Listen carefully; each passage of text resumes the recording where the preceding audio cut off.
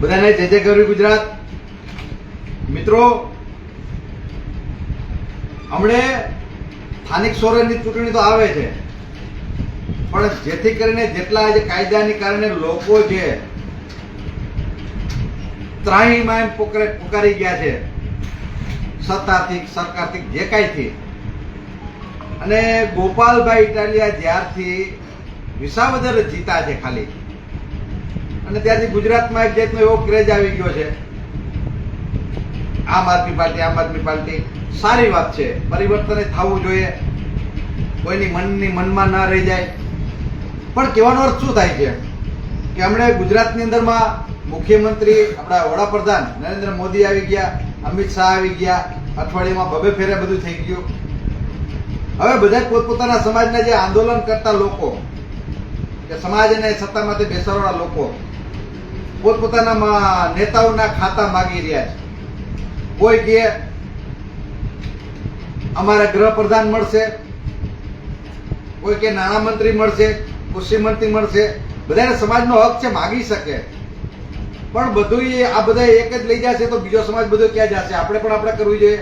અમે ચુમાડી ઠાકોરમાંથી છે, અમારી વસ્તી આશરે 2 કરોડ અને 60 લાખ છે ગુજરાતમાં, તો અમે ઠાકોર સમાજ પણ માગી શકીએ છીએ. એટલે ગૃહપ્રધાન ને આ પ્રધાન બનવું છે તો આપણે પણ આપણું વિચારવું જોઈએ. ભરતભાઈ, બરાબર, આપણે આપણા સમાજનું આપણે પણ ચિંતા કરવી જોઈએ. સમાજના પણ લોકોને પણ આગળ આવવું. હા, સમાજના છે ને, સમાજના લોકો જે છે, આપણા પ્રમુખ મહામંત્રી, જે સંસ્થા ચલાવતા લોકો, એ આ બધા સમાજના કરે છે, માગી શકે છે. તો હું એવું સમજુ ઠાકોર સમાજના લોકો જે આગેવાનો છે, સંસ્થા ચલાવતા લોકો છે, સમાજ ચલાવતા લોકો છે, એ કોઈ કેમ આગળ આવી નથી માંગતા અનિલભાઈ કે ભાઈ અમારા સમાજને અમારા અલ્પેશભાઈ ઠાકોર છે, અલ્પેશજી ઠાકોર, કે એ ભાઈ મુખ્યમંત્રી બને, બરાબર કે ભાઈ કોઈ બીજો અન્ય ઠાકોર છે કે આ બની શકે, આ બની શકે, આ બની શકે. આ બધું બધા સમાજનો કોઈને માગવો જોઈએ. પણ સંસ્થાના લોકો બસ મારું થઈ ગયું તારું થશે. અને આપણા સમાજમાં એક ખામી છે, ખાસ કરીને આપણા સમાજમાં, કે જયારે સમાજની વાત આવે છે ને ત્યારે કહું કે પેલા ઓલું ગ્રુપ ચલાવે, પછી એનો પાર્ટીમાં ક્યાંક ને ક્યાંક થઈ જાય છે ને, પછી આવા લોકો બોલતા નથી. અનિલભાઈ, આવા લોકો બોલતા નથી, બરાબર છે?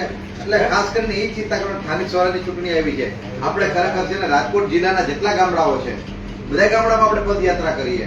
પદયાત્રા નહીં, સોરી, આ બધા ગામડાની અંદરમાં આપણે મુલાકાત લેશું અને હરેક ગામડામાં જઈ અને પોતપોતાના ગામમાં જે જ્યાં છે, જ્યાં સમાજ રહેતો ગામ છે, ત્યાં એને જાગૃત કરશે. એના જીવનમાં આપણે કંઈક ને કંઈક ફેરવવું પડે.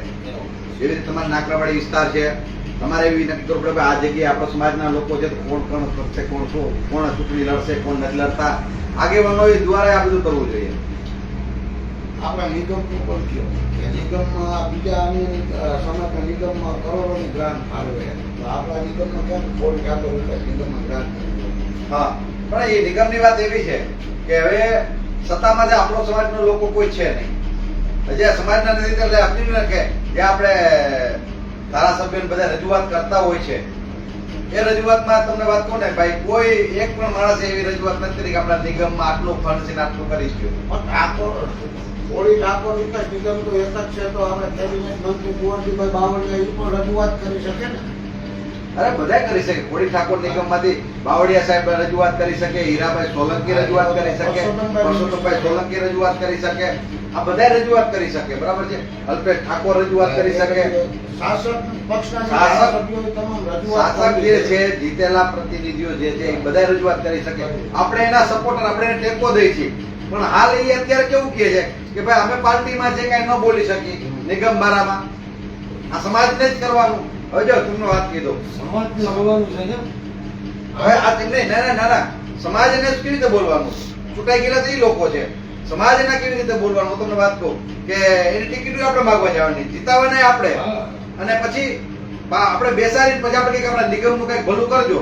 જે અધિકારીઓ, જે આપણે ચૂંટાઈ ગયેલા પ્રતિનિધિઓ છે, ધારાસભ્યો, પણ એને નિગમની વાત કરવી જોઈએ. આપણા દીકરાઓ અત્યારે લાખો દીકરાઓ ગ્રેજ્યુએટ છે, ગ્રેજ્યુએટ દીકરાઓને અત્યારે શું કરે છે?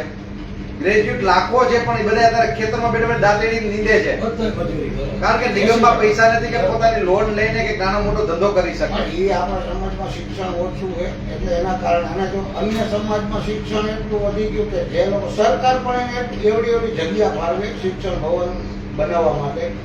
દાખલા તમને વાત કહું. ખોડલધામ ટ્રસ્ટ બન્યું ખોડલધામ, એમાં કેવડી જગ્યા સરકારે ફાળવી. સરકારે એમાં ટોકન ભાવે જમીન એવડી ફાળવી. તો આપણો સમાજ આટલો 2,60,00,000 નો હોય ગુજરાતમાં, તો આપણા સમાજને કેમ અન્યાય છે?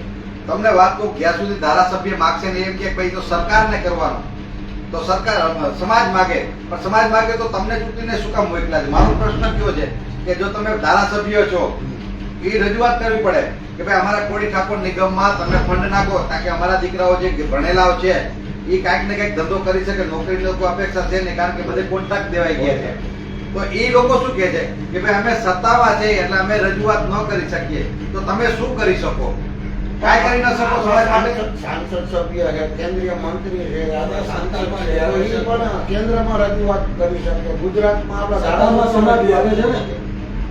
સમાજના જે ચૂંટાઈ ગયેલા પ્રતિનિધિઓને આપણે ચૂંટી દઈએ છીએ, ટિકિટો લઈ આવીને જે કાંઈ કરીએ છીએ બધી કેટલી મદદ કરી છે, પણ આ લોકો પછી જ્યારે સમાજની વાત આવે છે, સમાજમાં અન્યાય થાય છે, ત્યારે એક પણ સમાજનો ચૂંટાઈ ગયેલો પ્રતિનિધિ સમાજ માટે કાંઈ માંગતો નથી, સમાજ માટે કાંઈ કરતો નથી. ત્યારે એની પાર્ટી અત્યારે પાર્ટીના થઈ જાય છે.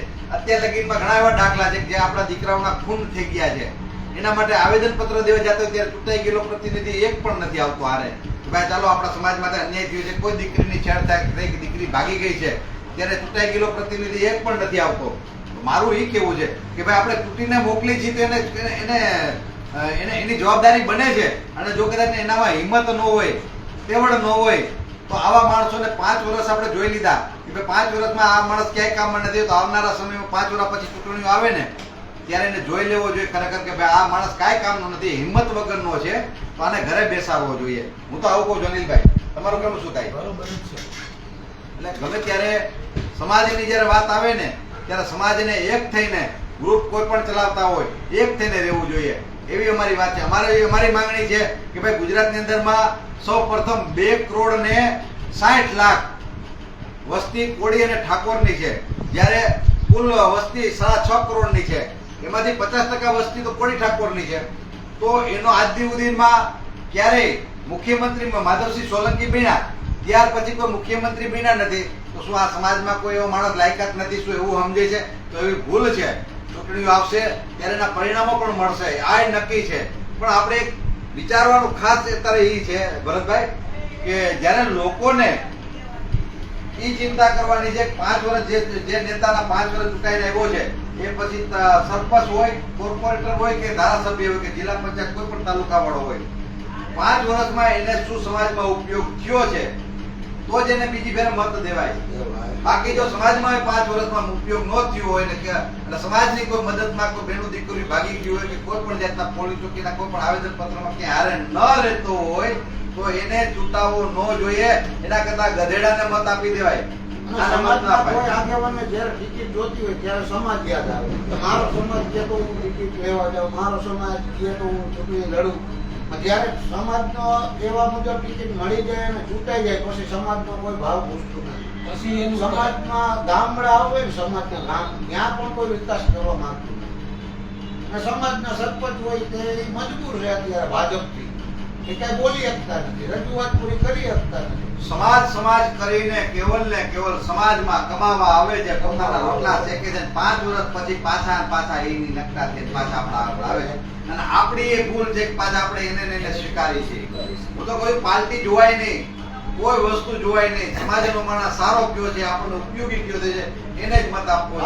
કોઈ પણ હોય ભાજપ, કોંગ્રેસ, આપ જેમાં જેને જે પક્ષ ગમતો હોય એમાં એ લડી શકે, એમાં કોઈ બંધણી હોતી નથી.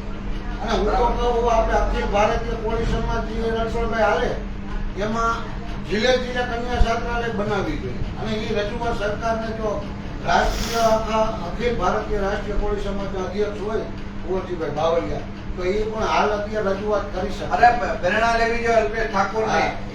એને જાહેર કરી છે કે છેલ્લે 2 મહિનાની અંદરમાં કે એથી વધારે સમયમાં 100 જેટલી લાઇબ્રેરી બનાવશે, દીકરા દીકરીઓ ભણી વાંચી શકે એના માટે. શિક્ષણ ધામ તો બનાવવાના જ છે, પણ તો એ આપણે હવે એ એક માણસ ગાંધીનગર રહેતો માણસ જો શિક્ષણ ધામ કરી લાઇબ્રેરી કરી શકતો. લાઇબ્રેરી બનાવશે, વાંચી શકશે, તો ભણીને આ લોકોને નોકરીઓ જ નથી મળતી. એનો મતલબ શું છે? સર એનો પણ સાંભળો, પણ જે આ ભણે સરકારમાં જે છે, વાત સાંભળો, જે છે એ બધું કંપનીને વેચી નાખ્યું છે. ટોટલી વસ્તુ. School private, railway private, electric private, તો નોકરી ક્યાં લેવા જવાની? બધું પ્રાઇવેટ કંપનીને નાખી દીધું. તો ઘણી નોકરીઓ કરશે ક્યાં? એટલે જ કહું છું ને કે આપણે કહીએ કે નિગમમાં નિગમ છે, નિગમમાં સરકાર ફંડ મોટો નાખે, અન્ય સમાજને નાખે, જેટલો ફંડ નાખે, જાતિ આધારિત વસ્તી ગણતરી થાય અને કેટલી વસ્તી એ પ્રમાણમાં પૈસા એના નિગમમાં ફંડ નાખે ને, તો દીકરા દીકરીઓ જે ગ્રેજ્યુએટ ભણેલા છે એ લોન લઈ અને પોતાનો ધંધો નાનો મોટો કરી શકે. પણ છે ને નિગમમાં પૈસા જ નથી નાખતા, આપણે માંગતા નથી એની નાખતા નથી. પણ આપણા મંત્રી હોય તેવા રજૂઆત તો મૂકવા જોઈએ ને સમાજમાં. આ સમાજને કેવલ ને કેવલ વોટ બેંકની જ રાજનીતિ આજ સુધી કરી છે. જે ધારાસભ્ય છે ધારાસભ્ય જ રહ્યા છે અને સંસદ સભ્ય જ રહ્યા છે, કોર્પોરેટર છે ને ખાલી કોર્પોરેટર જ રહ્યા છે. તો સૌરાષ્ટ્રની અંદર તો ઠાકોર સમાજની એક પણ ટિકિટ નથી, અને એક બે જણ એક ટિકિટ જ નથી. પણ હું તમને કહું ધારાસભાની એક ટિકિટ નથી આપી, એક ટિકિટ ખાલી સુરેન્દ્રનગરમાં આપી, એવી આપી નથી. આ સમાજનું કેવલ શોષણ જ કર્યું જાતિ સુધી. પણ આ બે હવે તો વિકલ્પ છે, હવે તો ત્રીજો પોઈન્ટ છે, બરાબર છે. સમાજને જે વિચારવું વિચારી શકે, સારું વિચારી શકે છે. એટલે હવે મારે સમાજને ખાસ કરીને મારે સમાજને ખાસ કરીને એ મેસેજ આપવો છે કે જેને તમારું 5 વર્ષ કામ કર્યું હોય, જો જીતેલો ઉમેદવાર કોઈ પણ પ્રતિનિધિ હોય, ઉમેદવાર નહીં, પ્રતિનિધિ કોઈ જીતેલો, ચૂંટણી જીતેલો હોય, સરપંચ હોય, તાલુકા સભ્ય હોય, જિલ્લા સભ્ય હોય કે પછી કોર્પોરેટર, ધારાસભ્ય તો આપણો સૌરાષ્ટ્રમાં છે નહીં, પણ સંસદ સભ્ય હોય, 5 વર્ષ તમારા કામ તમારા એક પણ મદદમાં ક્યાંય ન આવ્યા હોય તો 5 વર્ષની એની પાછી ચૂંટણી આવે ત્યારે એને એક મત ન દેતા, ગધેડાને મત આપજો, કૂતરાને મત આપજો, પણ આવા એને કૂતરાથી બે જ હોય એટલે આને મત ના આપતા. બાકી તો બીજું તો શું કહી, અમે તો સમાજને જાગૃત હંમેશા માટે કરવા તૈયાર જ હોય છે, મેદાનમાં જ હોય છે. પણ 2-3 વર્ષ અમને એમ થયું કે કોક કંઈક ઉપાડ છે, પણ સારું આપણે શું કહ્યું, મારે કંઈક ને કંઈક અવરું બોલાઈ જતું હોય છે ક્યારેક ક્યારેક, પણ હવે હું નથી બોલું. પણ જોજો સ્થાનિક સ્વરાજની ચૂંટણી આવે છે, તમારે હિસાબ માંગવાનો છે. આ હિસાબમાં તમારે ચિંતા કરવાની 5 વર્ષમાં ક્યાં કામમાં આવ્યો. સમાજમાં અમારા જેવા નાના કાર્યકર્તાઓને કોઈની દીકરી વહી જાય છે તો અમારે જવાનું, ક્યાંય દીકરા દીકરીઓને મારામારી થઈ તો અમારે જવાનું, ક્યાંક ખૂન થયા તો અમારે જવાનું. તો આ ચૂંટાઈ ગયેલા પ્રતિનિધિઓની કોઈ જવાબદારી જ નથી, એને એના પગાર જ લેવાની જવાબદારી છે. સમાજને એક પણ નિગમની કોઈ રજૂઆતની ચિંતા નથી. આ બધી તમારે હિસાબ દેવાનો છે. આપણે 2 થી 3 મહિનામાં સ્થાનિક સ્વરાજની ચૂંટણી આવે છે. અમારે ભાઈઓ બહેનોને નક્કી કરવાનું છે, મિત્રોને નક્કી કરવાનું, વડીલોને નક્કી કરવાનું છે. યુવાઓ આગળ આવો, અમે તમારી સાથે છે. બધાને જય જય ગરવી ગુજરાત, જય ભગવાન.